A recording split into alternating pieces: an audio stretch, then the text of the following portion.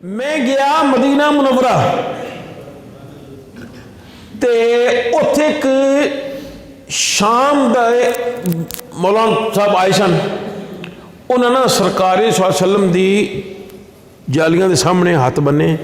میں نہیں ویکھیا لیکن جناب حاجی محمد نذیر صاحب رحمت اللہ علیہ نے مینوں سنایا ہے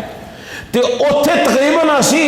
10-12 بندے بیٹھے سن انہوں دی بیٹھے انہوں نے سانوں سنایا کہ اتھے سرکار دی جالیاں دے سامنے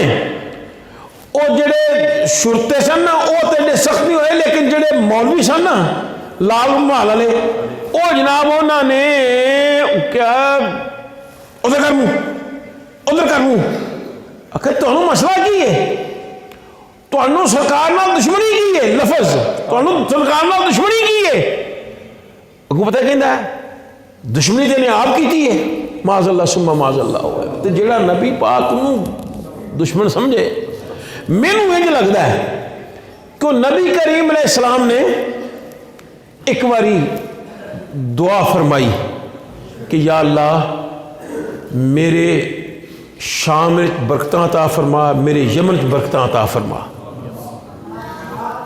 نجد دے لوگ بھی بیٹھے سن تو انہوں نے کہے فی نجدنا سرکار نے خاموشی اختیار فرمائی پھر سرکار نے دعا کی تھی کہ یا اللہ میرے شام تے میرے یمن برکتاں عطا فرما انہیں پھر کیا سرکار نے تیسری باری پھر دعا منگی انہیں پھر جناب تو سرکار نے فرمایا اتھوں شیطان دا سنگ اگے گا اتھے زلزلے ہوں گے اتھے فتنے ہوں گے تو میں نے لگتا ہے کہ انہیں اشارہ اس حدیث وال کیتا ہے کہ پہلے دشمنی تے نہ کی تھی معاذ اللہ سماعت